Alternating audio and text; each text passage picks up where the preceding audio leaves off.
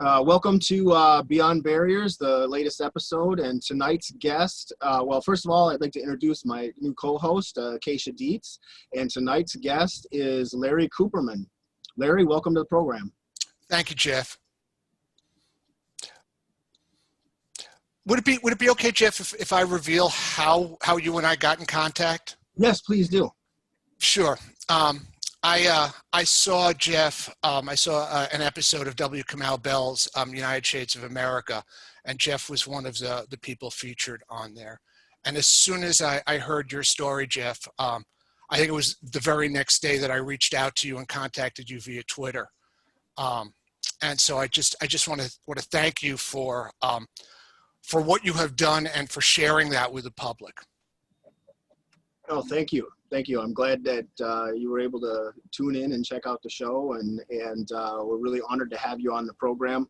As we were just talking about before the show started, Larry is an expert in history and many other things, and we talked quite a bit about different things in history, and I think we'd like to. The way this program works, if you've seen it at all before, is it's a pretty free flow of information and conversation.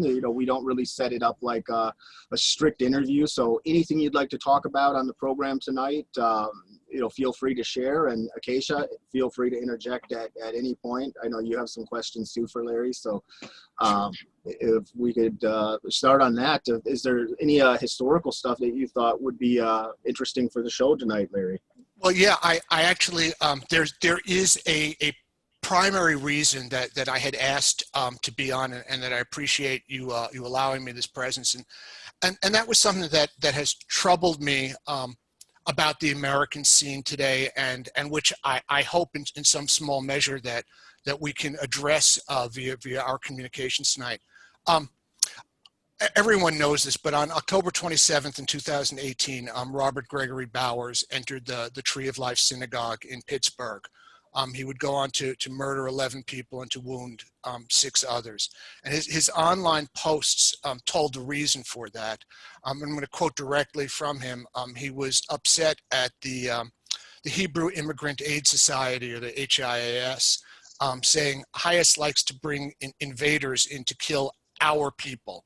I can't sit by and watch my people get slaughtered. The emphasis is mine. It was clear in his thinking that the people in this synagogue in Pittsburgh, in the middle of the United States, were somehow less American than he was.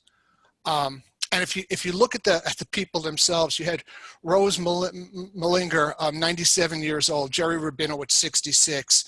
Cecil and David Rosenthal, 2 brothers, 59 and 54, Daniel Stein, 71, Richard Godfrey, 65, Joyce Feinberg, 75, Melvin Wax, 88, Bernice and Sylvan Simon, 84 and 86, and Irving Younger at 69. These were people who had lived their entire lives in America.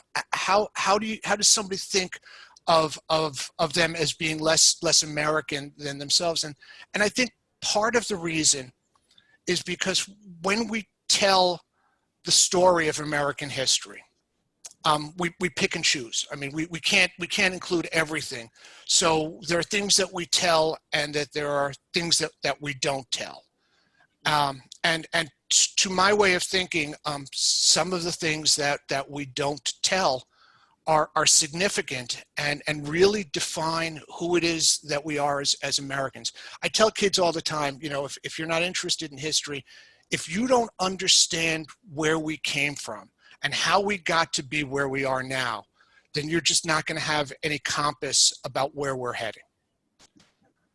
And that's just it's an obvious thing. I mean, so with that said, I wanted to share what I had written to you, Jeff, before. I said, American history is like a tapestry. You can pull out each individual thread and kind of examine it, but that doesn't give you the sense of what the whole is. You have to figure how it all meshes together.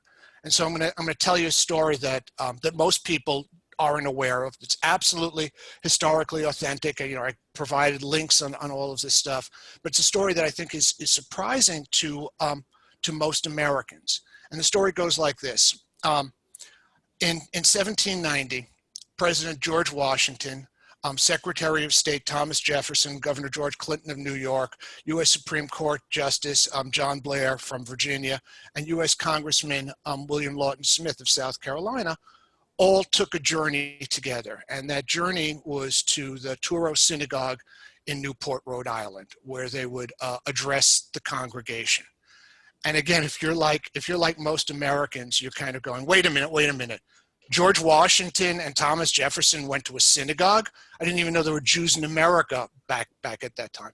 There were, and there's a backstory about why they came there.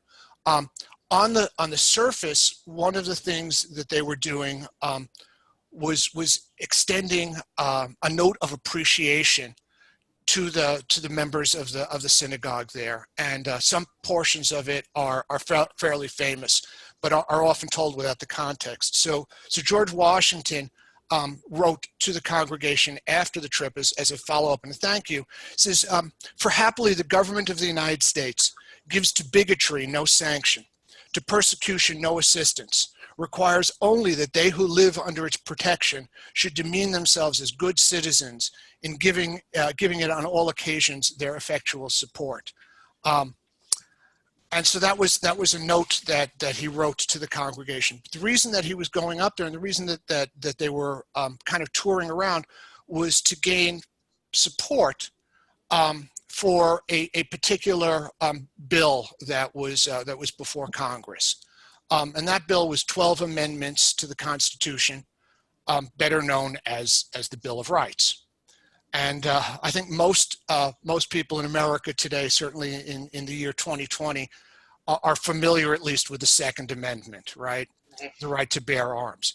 But the Third Amendment is equally as important, and it says, Congress shall make no law respecting an establishment of religion or prohibiting the free exercise thereof, or abridging the freedom of speech or of the press, or the right of people peaceably to assemble and to petition the government for a redress of grievances. To my mind, and again, Jeff, thank you for the introduction that I'm a student of history, but to my mind, that single paragraph sums up much of what America is about. That we're an inclusive place, that the government is here to serve the people, not the other way around. And if the people feel that the government is not acting in their interests, they have the right to protest and to insist that the government follow more closely with their interests. And more to the point, that people have the right to say and believe what they will, and that the press has the right to cover what they will. Those amendments, the Bill of Rights, would be ratified in 1791. So I guess the stumping for the support was effective. But the trip to the synagogue took place in that period between the proposal and the ratification. It took almost 2 years for the Congress to agree that those 12 amendments were what was needed. So those amendments took place, and it was great that Washington had included the non-Christian community, the Jewish community of Rhode Island in that. But there was a deeper reason that Washington took the trip. And to understand why that is, we have to kind of wind back the clock from 1790 when he took that trip to 1740. And in a place called Lesno, Poland, a child was born named Chaim Solomon. Chaim Solomon was a child of Sephardic Jews. Jeff, I don't know if you're familiar with this, but the Sephardic Jews, or the Sephardim, were Jews who had lived in the Spanish-speaking territories. So they were from Spain and from Portugal, mostly, and also Holland, which was a Spanish colony at the time. And that would come into play later, but we don't need to look at those details. But so his family had been exiled from Spain or Portugal, probably during the Inquisition, and had ended up in Poland. Chaim Solomon was a bright young man. He studied mostly commerce, but he also learned a variety of languages. So remember I said he was born in Poland. So he grew up speaking Poland, but like almost all Jews of that time, he was probably bilingual, probably spoke Hebrew as well. But he added on to that, among other languages, German, and then he became fluent in English. In 1775, he left Europe to journey to New York to begin a career as a financial broker for overseas investors. So these were people in Europe that had invested money in the new colonies of America, that believed in America, and they were sending him over there to kind of be a watchman. So again, 1775, that's when our revolution is starting up. He comes to New York. He very quickly joins the Sons of Liberty, the revolutionary group, and he begins, he begins this career that, again, I encourage people to look up his biography, because this reads like a television drama. So he gets arrested as a spy, but then the British find out that he knows all these languages. So they say, hey, we're going to keep you under arrest, but we need you to do something for us. We have these Hessian soldiers that are coming over here to occupy America, but they only speak German. We don't speak German. We need somebody that speaks both English and German.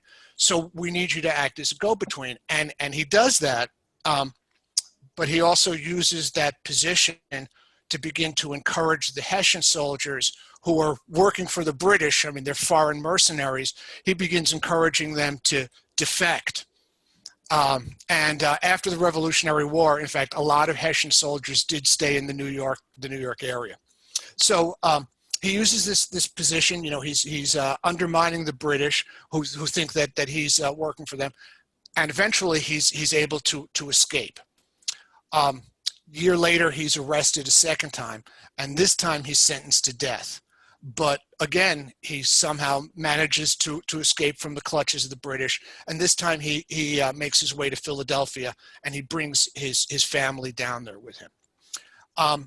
In Philadelphia, Robert Morris is working as the man in charge of the finances for the American Revolution. So when I say the finances, don't just think of it in terms of money. He's the guy that's responsible for buying the weapons, buying the gunpowder, buying the munitions, buying the cannons. I mean, all of the necessities of war flow through his office, plus buying the food.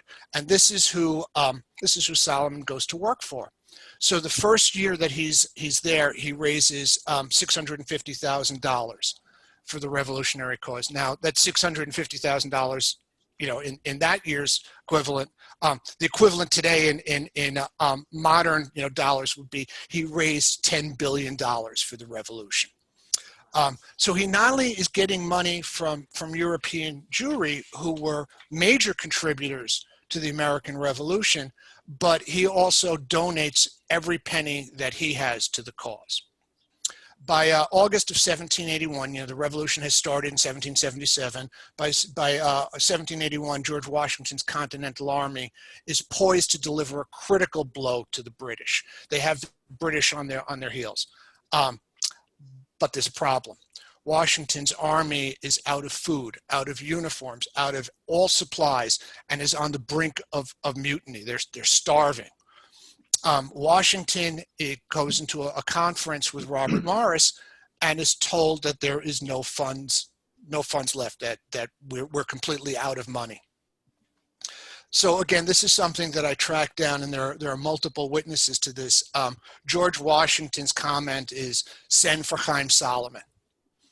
And sure enough, that happens, and somehow, by hook or by crook, Solomon is able to raise $20,000 in that year's money, and Washington is able to feed and arm his troops. They march towards the Battle of Yorktown, which is the last battle of the American Revolution.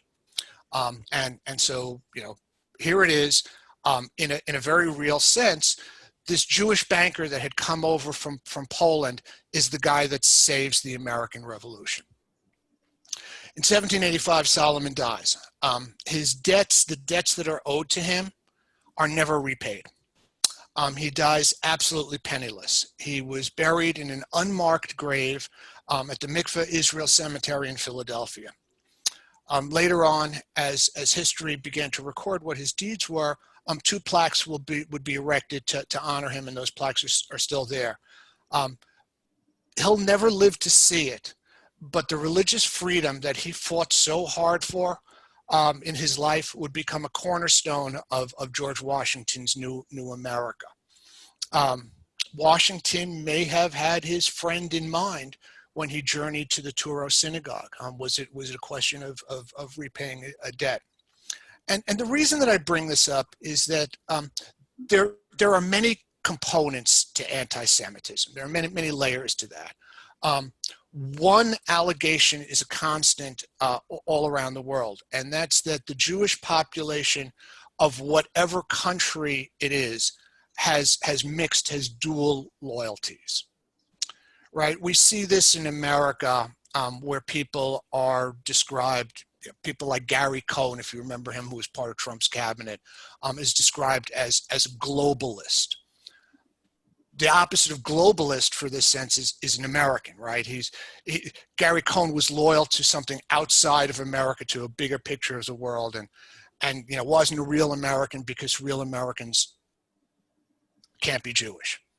And it's a funny thing because when you look at the history of it, in a very real sense, there would be no America without the contributions of American Jews. Absolutely, and thank you so much for explaining that, because this is a lot of history, and especially some of the people that are watching this program, Larry, have no idea about this history, and that's why I thought it would be so fascinating to have you on the program. And I also want to back up just a little bit, and I know I cut you off there, but I wanted to point something out. It was really, I'm really glad that you named the victims from the Tree of Life Synagogue, because so many people know who the murderer was, and his name is remembered, which is really terrible and unfortunate.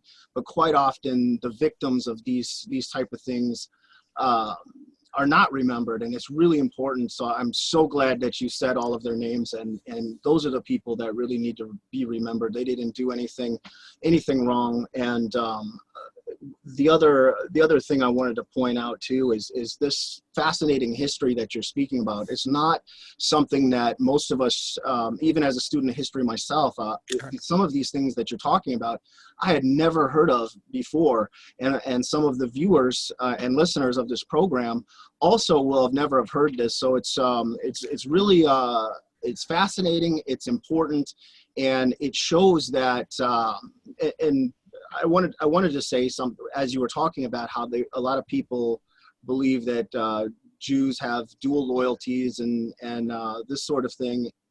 This is something in the National Socialist movement, and in my past, we believed that, and we had quotes from George Washington that were anti-Semitic, quotes from Ben Franklin, these different things, and we never heard. Those of us in the movement, and I think a lot of Americans in general, not just movement people that had been in the movement, but generally Americans as well, don't hear these things. And I think it's incredibly important that they know about these contributions that the Jewish people made to the founding of this country, because a lot of people have this bias or this deep-seated anti-Semitism that Jews have not contributed to this country, that they've done things to undermine the country. And here's an example of our founding fathers, George Washington directly, and just as you explained, the revolution, the war for the freedom of America may not have been won without the help of these Jewish individuals that you mentioned. That's incredible, absolutely incredible. If you want to know how deeply our blood is part of the American story, you only need to look at the base of the Statue of Liberty, perhaps the most iconic symbol of America. Give us your hungry, you're tired, you're poor, your wretched masses yearning to be free. That is from the poem New Colossus, that was written by a Sephardic American Jew Emma Lazarus, who won a contest with that. The poem was actually written to raise money for the completion of the Statue of Liberty. So it's just one of those funny things. The other ironic thing to talk about is there were waves of American Jews, there were waves of European Jews coming to America. The earliest Jews came to America before it was America. We settled in New Amsterdam back when it was a Dutch colony. And I mentioned that at one time, Spain controlled, the Netherlands controlled Holland. That was a Spanish colony, and they revolted against Spain. Part of that revolt was a religious dispute between Catholic Spain and Protestant Netherlands, right? But because of that, because of that combination of events, many Jews settled in the Netherlands. At one time, the Netherlands had control of Brazil. And so the oldest synagogues in this hemisphere, not in the United States, but in this hemisphere in South America, is in Recife in Brazil. That's the oldest synagogue on the Street of the Jews. That's what they called it. I mean, who would have guessed that they'd put the synagogue there, right? But those Jews came over to America, and 7 of them came over on the first boat from Recife. So they had fled from Spain to Holland, from Holland to Brazil, from Brazil to now New Amsterdam. So these are clearly refugees. They have been, chased halfway around the world looking for religious freedom. And so the governor of New Amsterdam greets them by imprisoning them all. He throws them into prison because he did not want to have those people living among them. However, he had a critical miscalculation, and I just love this part of the story. So if you remember from your history, the original settlements in America were not done by nations per se, they were done by corporations. In this case, it was the Dutch West Indies Company was the ones that had settled in the New York area, and that's who Governor Peter Stuyvesant was responsible to. A number of the investors and board members of the West Indies Company were Jewish. So he got a letter from the Home Office that in no uncertain terms basically said, "Let my people go." and that, I mean, that's part of the American story. But again, the reason that I say that, by the way, whenever I tell that story to a Jewish congregation, I always add about them, being released from prison. And the first thing that they did was to sue for the right to stand guard duty as other citizens were allowed to do. And I always say, even then we were troublemakers. But that's but I only do that with in a Jewish room. So but that was really part of the American experience, and for Jews, for European Jews who were facing discrimination throughout Europe, America was our promised land. We came to America because of the dream of freedom, and that goes back. It's interesting when they teach you about Columbus's journey. They say, well, Columbus crossed. This will reveal how old I am, but in 1492, Columbus crossed the ocean blue. Right, that was the way it was taught. Well, what they don't explain was that in 1492, the last of the Muslim forces in the Spanish Peninsula in Iberia were conquered by Ferdinand and Isabella, by the soldiers of Ferdinand and Isabella. The last city fell, and they immediately began the Inquisition. 1492 is the time that the Inquisition started. Another kind of really unpleasant period. Just for the audience's sake, people think that the Inquisition was this terrible thing that happened, but it was fairly brief. I wish I could say it was. The Inquisition lasted 400 years. I mean, it wasn't all the terrible Torquemada, torture stuff, but it was pretty bad that officially Spain had religious prejudice on the books for about 400 years. That said, the Jews of Europe knew that living in Europe, that only living in Europe was unsustainable, that it could not be done. And we were hundreds of years away from a Zionist movement, from the restoration of Palestine, but America was what we looked at as the promised land. And if you look at the demographics of the Jewish population, I don't want to get too far into the weeds in this, but Jews have the same issues that other people do. It's a little bit complicated deciding who's Jewish. I will just let you know that certainly in America, the largest, most popular form of Judaism is Reform Judaism. Mm-hmm. So for whatever that's worth, and part of that definition, part of the difference in the various forms is how we define who's Jewish. But Israel has always had the law of the return, that if you were Jewish, you could not be denied admittance to Israel. There are some complications to that, but part of that is that if you're somebody that doesn't have any other place to go, you might decide that returning to Israel was a good thing. And of course, there are exceptions to that. For example, Meyer Lansky did move to Israel, but then he was sent back to the United States. Meyer Lansky being one of the founders of the syndicate. So an interesting story for you, Jeff. I was on another presentation with a young African-American streamer also. And we were talking about identity, about, and I said to him, and I say this at the beginning of every one of my classes, I was once accused of trying to be famous by proxy, right? By somehow saying that, that I have relations that I, and I always explain this to the class. If you want to claim Albert Einstein, please feel free to claim him. Absolutely, Einstein was Jewish, no question. If you want to claim Sigmund Freud, sure, absolutely. But if you're going to claim them and say that that's part of your extended family, then you also end up with Jeffrey Epstein and Harvey Weinstein, and those might not be the ones that you care to brag about. And the same thing is true. The same thing is true for African Americans, right? If you want to say, Martin Luther King and the late John Lewis, are paragons of yours, well, that's great. But you also get the baggage of Louis Farrakhan, right?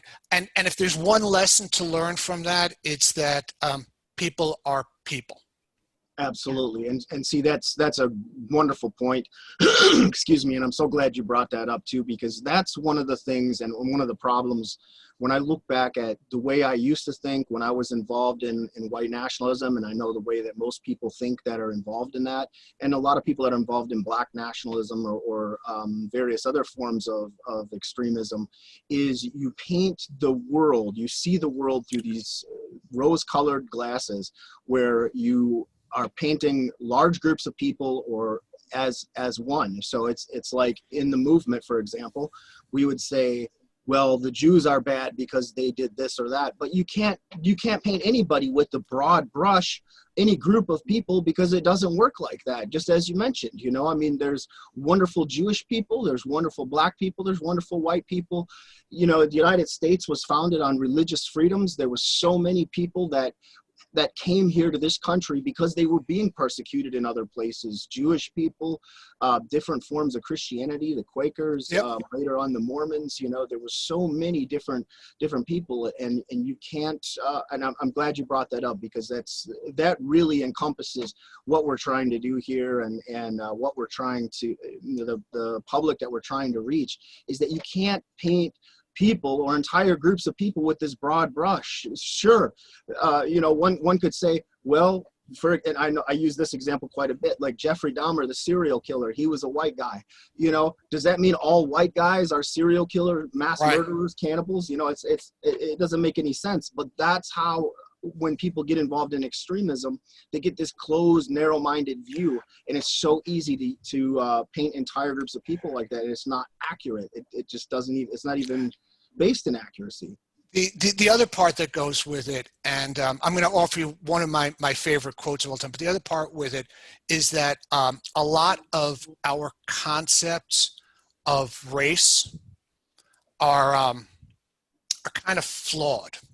And when I say that, I mean that just don't stand up to science. Certainly the Nazis and people like Joseph Mengele rewrote their own science stuff because the real stuff just didn't agree with them, But here's the thing for you. First of all, even though I've been teaching about it for literally decades, I have never been to Israel. I was supposed to. I won a scholarship as a teacher. I was supposed to go there. At that time, I was having back problems, and I just decided that my health didn't allow me, and I allowed that opportunity to pass. Maybe when I get done with my working career, maybe I'm going to take some time and go there. But the geography of the modern state of Israel, what used to be Palestine, is pretty interesting. So there's a kind of curve of the Mediterranean, and that's where it is. Well, when you go inland from there, you can't go very far. It's not a big country before you come into mountain ranges. And if you know your New Testament, you start talking about the wilderness where John the Baptist was, where Jesus preached Sermon on the Mount. By the way, a young man that I used to work out with and also debate with said to me once that I quote scripture more than any person he's ever met, and his father was a minister. And I said, you use the tools that God gave you. So there you go on that. But if you look at that land, the reason that land in ancient times was so important is it was the connecting area between the two largest empires of that time, Egypt and what was, Sumeria, Assyria, the Mesopotamia, the land between the two rivers that was up there. Mm-hmm. And so there were these caravans that were going through there, and you only had two ways that you could go. You either went by boat, and that was kind of perilous because, remember, compasses hadn't been invented. So, if the storm comes up, you don't know which way north is, after that. So you could either do that or go through this land route. And if you went through the land route, you had caravans of stuff going through there. Well, one of the kinds of stuff that ancient Egypt had was slaves from the Sudan, from Africa. So this was a slave route. It wasn't anything compared to American slavery, which really took slavery to a whole nother level. But there were slave routes. If you're any kind of student of human behavior, you know that slaves were male and female, and one might guess that there was some mixing of blood going along the way. That said, and I said I was going to share with you my favorite quote. This is a thing that you really need to have a little bit of biblical knowledge, but I guess everybody knows, Adam is supposed to be the first man, right? I mean, that's, Garden of Eden, Adam is supposed to be the first man. And then the flood comes later on, and only Noah and his family survive and they rebuild it. So this quote comes from Mark Twain. He says, "I come from a long and distinguished family. Our roots go all the way back to Adam, but usually we just stop at Noah." Yes. And the kind of point about that is that if you do any of the ancestry studies, and I'm not talking about the genetic stuff, but if you go back and you take a look at it, everybody that's alive today has some trace of Genghis Khan's blood in them. I mean, that's just the way things work. You have 4 children, they have 8 children, and pretty soon, as you get into some pretty big numbers, everybody's related to everybody else. And I just tell people that.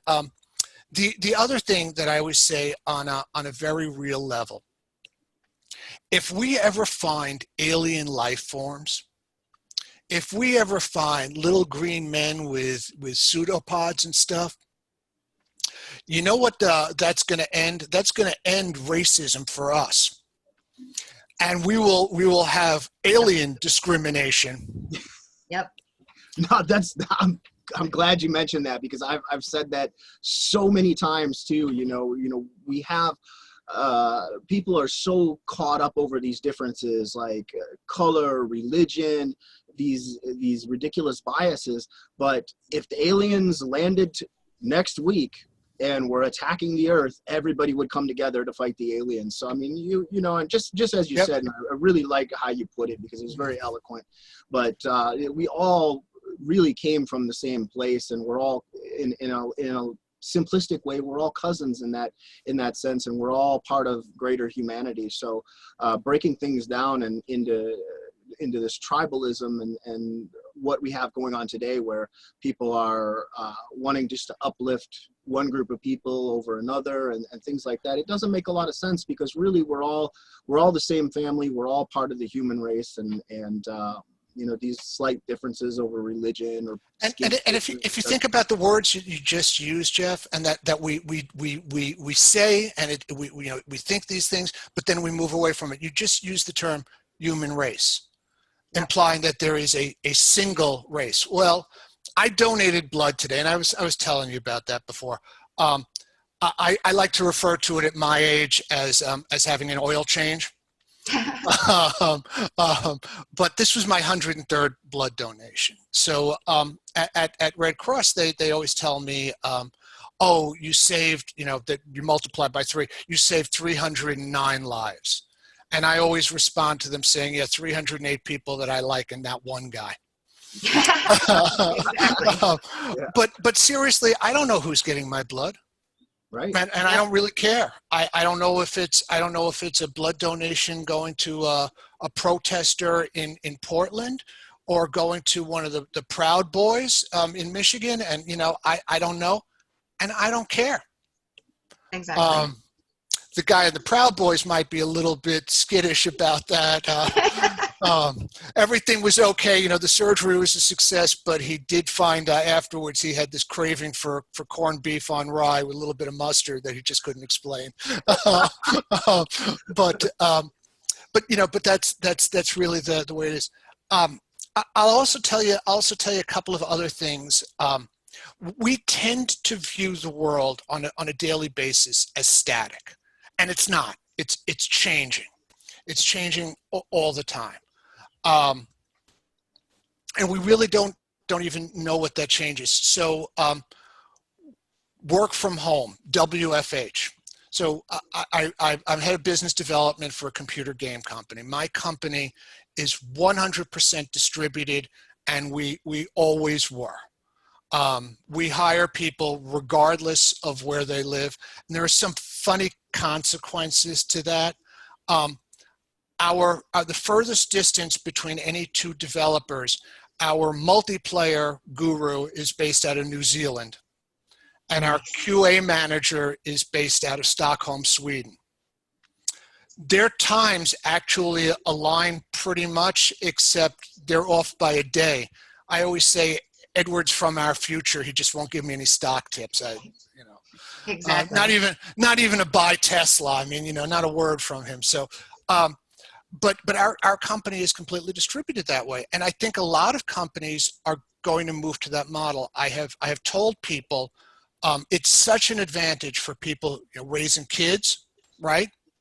Yeah. You don't have to worry about getting to the office. And then in terms of the talent pool, if you say you hire the best of the best, but everybody's got to work out of San Francisco or New York or Detroit or Ann Arbor, wherever, then you're not really hiring the best of the best. You're hiring the best people in that zip code, right? Yeah. And we hire the best. That said, I've had to fill out, we don't do like work for the federal government, but we do work with some large companies. And every once in a while, they will send, their HR department will send out a vendor survey for us to go on. Beats the hell out of me. I know his IP address. I don't know what color he is. Yep. Right. You know, I literally don't. I have a developer in Germany who is kind of shy. He's a fantastic developer, but he's not exactly what you would call, you know, a communicator. I've never even seen his picture. Yep. And by the way, I'm probably wrong and off base, and it's, you know, it's probably, you know, an old man thing that I keep on saying he, because It's easy to do, because when you're not there face to face with the person all the time, you might talk to them on the phone, you talk to them through email.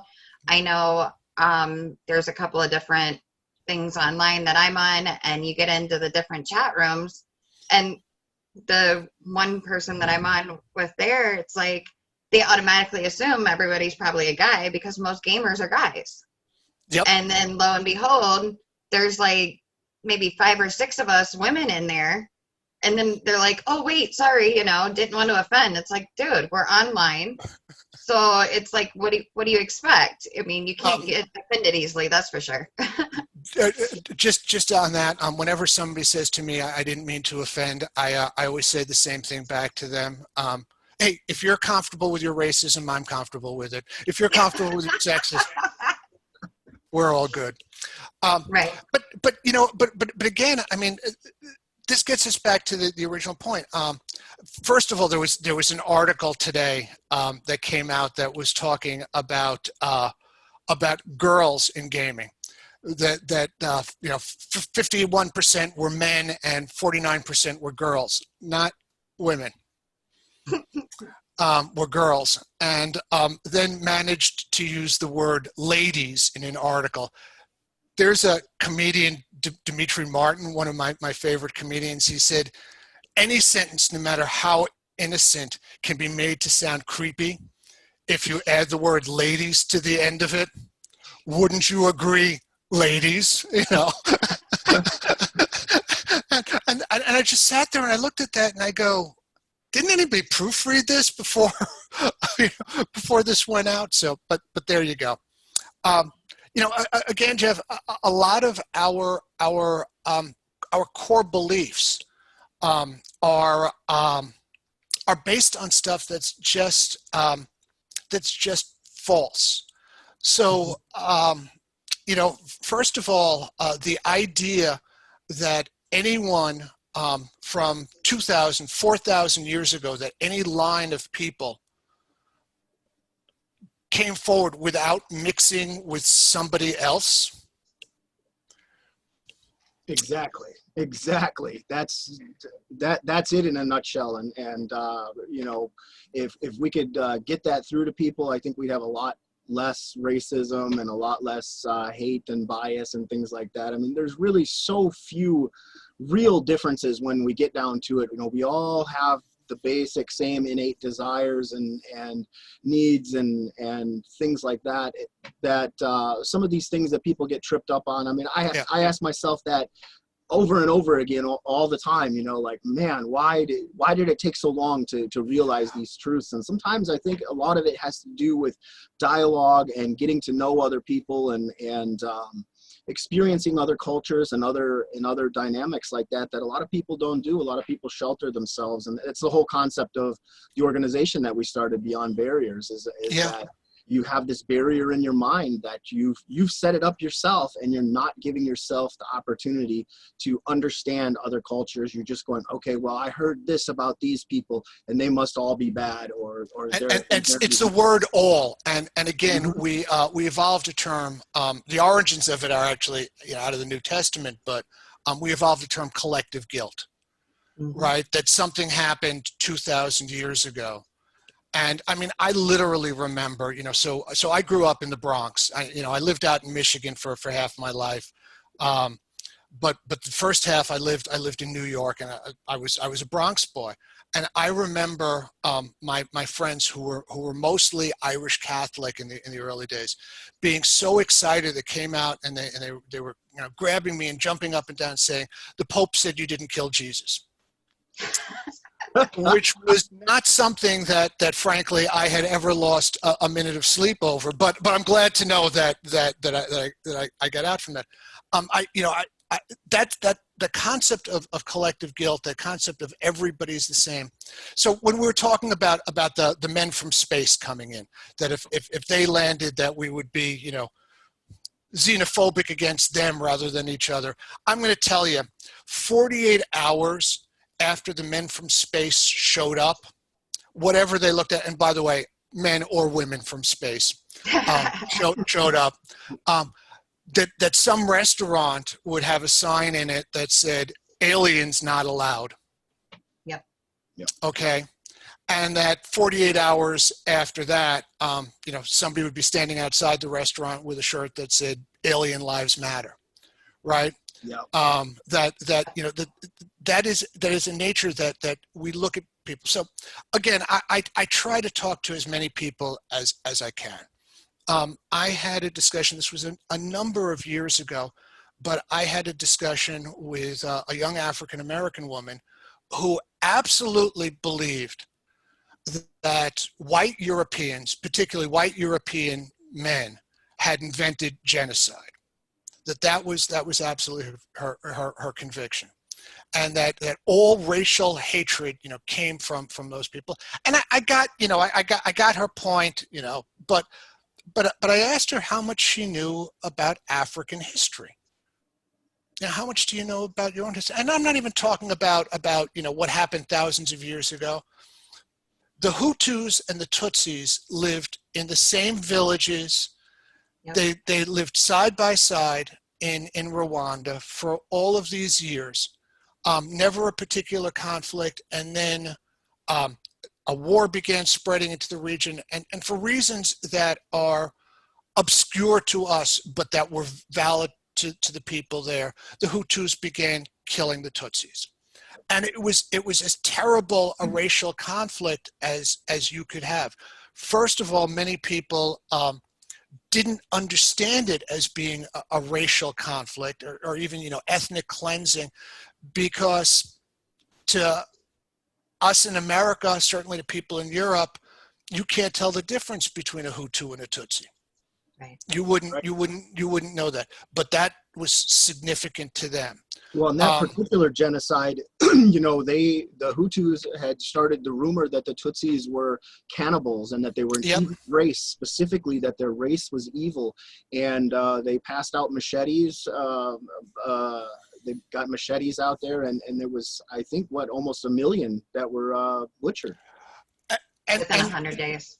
The amazing thing about that, Jeff, the amazing thing about that, let's not be too depressing, is how they were able to move forward with peace, and that they actually have trials going in villages where Hutus will acknowledge their guilt in what they did, will fess up to their crimes and be exonerated for that they will apologize, and that you know, apology is accepted, and they're able to move forward in that. But that's not the only case of it.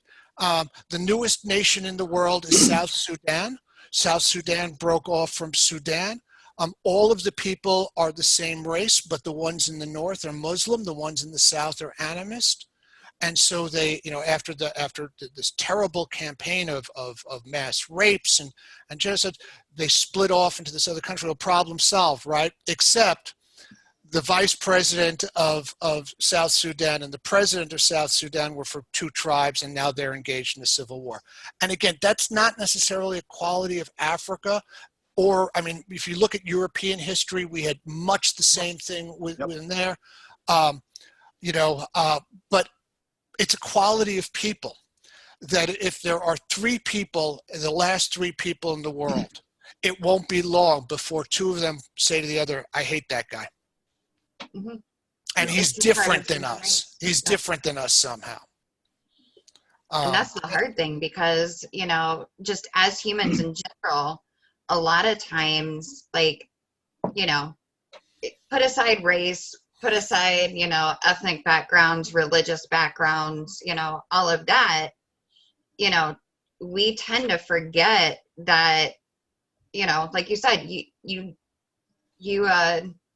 gave blood. Well, we all have the same blood. I don't care if it's Jewish, if it's African American, if it's white, if it's black, yellow, whatever. We all take the same kinds of blood. The only difference is, you know, what food you crave after you get a transfusion. That's right. Yeah. Exactly. But we tend to forget a lot. I know I saw a quote the other day about how, let's see, what was it? How history repeats itself because humanity constantly wants to rewrite and forget the mistakes and the horrors that exist instead of learning from it and doing better. And that's something that we see here, like with everything, the genocides, it happens in all different races, all different cultures, all different societies. And a lot of it stems from, you know what? I don't like you, so I'm going to find a reason, or I'm ignorant and it's fear-based. And you work off of the fear versus saying, hey, why is this happening and what can we do to change it? Not ignore it. And a lot of the secrets to what we can do to change is to understand how we got here and not be casual and not talk about, you know, well, this is the way it's always been. You know, for many people, finding out about 1921 in Tulsa, Oklahoma, and the destruction of Black Wall Street was just an epiphany. It was just something that and it's interesting because, you know, people that are living there today, African Americans that are living there, didn't know that happened 99 years ago. That where they, you know, was there. If you want to prevent the repetition of the mistakes of the past, you have to acknowledge the mistakes of the past. And I borrow this from religion, but it is not necessarily only a religious concept. If you can't admit that you made a mistake, if you have to live in denial that then you can never gain forgiveness. Mm-hmm. You can never you can never get to that next point. You're going to carry that burden with you for all your life. And can I use a little bit of strong language? It's not much of a not too much. Go ahead. Hope this won't offend anyone. I tell people all the time, particularly people that I work with, that I'm an asshole. I just am. And I was one yesterday, and I will probably be one tomorrow. But my goal is to be a little bit less of an asshole today than I was yesterday, and to be a little bit better. Just not to repeat the same mistakes, not to get stuck in where I was, and to be able to move forward from there. And a big part of that is the ability to say, I was wrong, and then to follow that up with, and I'm sorry. Mm-hmm. Absolutely. That was really bravo on that. And that was really eloquent and well spoken. And I think, you know, right now, one of the things that we're seeing a lot of in society with this cancel culture is that, you know, when someone says something or does something wrong, they just need to be canceled, and you never want to hear from them again. And that doesn't help. I like that you brought up the Race and Reconciliation Commissions. I believe that's what they're called in different parts of the world. Yeah. They have it in Cambodia. They have it in Africa and South Africa as well, in a lot of different places. And I think those are fantastic things. I think they help people to heal. They help those nations to heal and move forward. And we all have made mistakes, and I don't think the cancel culture thing is healthy. I don't think it's a good thing. And I think in closing, if either of you have thoughts on that, and then I'll give you one, Jeff, and it's a short one. They never played baseball. They didn't learn about this 3-strike rule. In today's world, we only get 1 strike and then you're out. Right. That's great. I keep on thinking of the mistakes that I have made in my life. I will say that I'm pretty pleased when I look at my 2 children who turned into just phenomenal human beings. You know, I look at some of the things I've been able to do in business and you know, some of the successes, and all of that's great. But I got there making mistakes, and I'm just really glad that people forgave me for my mistakes, as in the hope that I would forgive them for theirs. So. Likewise. I mean, I'll tell you something about forgiveness and making mistakes. Those that know my history, I have made quite a few mistakes, and one thing I can say about the Jewish people is I was really surprised the first time I went into a synagogue after I was out of the movement, and the love and the forgiveness and the compassion and the empathy of the people there was, I always go into situations expecting a worst case scenario. And the outpouring of kindness there was something I had never experienced before. And I want to learn from that and go forward with it and give back as much as I can to society in general and do well. And I think anybody can do that. And I think you stated it as eloquently as anyone. Thank you, guys. Thank you so much for this. Parting thought, we began by talking about the lives that were lost at the Tree of Life Synagogue. And again, it was part of Kamau's show. The funerals for those that lost their lives in the Jewish synagogue in Pittsburgh were paid for by the Islamic Center that is their neighbor. And then after the Christchurch mosque shooting, the synagogue did a GoFundMe and raised money. Hopefully, it's great that we do that in our saddest, most desperate times. Hopefully, we can have that kind of togetherness without the loss of life. But that's probably what's really important. Again, thank you guys so much for this opportunity. Thank you so Thanks much for for coming coming on. on, Larry. It's a great honor to have you, and that's about as good of a closing statement I think as we can have. That's phenomenal. I think a lot of people don't know that, but that solidarity between especially Jews and Muslims is fantastic. Acacia, do you have anything to close out?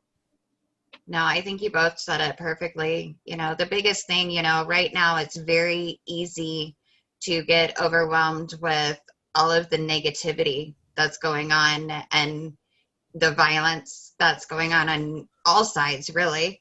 And I don't care what race, religion, whatever you are, we see it happening all over. And the biggest thing I know, at least for me, and I think, for a lot of people, is that we have to remember that we need to come together in times of peace and in times of trial and tragedy. Because if we can't come together if we only come together in times of tragedy, then There are going to be a lot of together? funerals. Yeah. That's exactly it.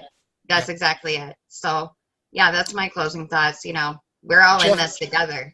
Jeff, thank you for wearing your Made in Detroit shirt. Thank you very much for that. I just want to give a shout out to all my peeps in the 313. So All right. heart goes out to you guys. That's awesome. Cheers, everybody.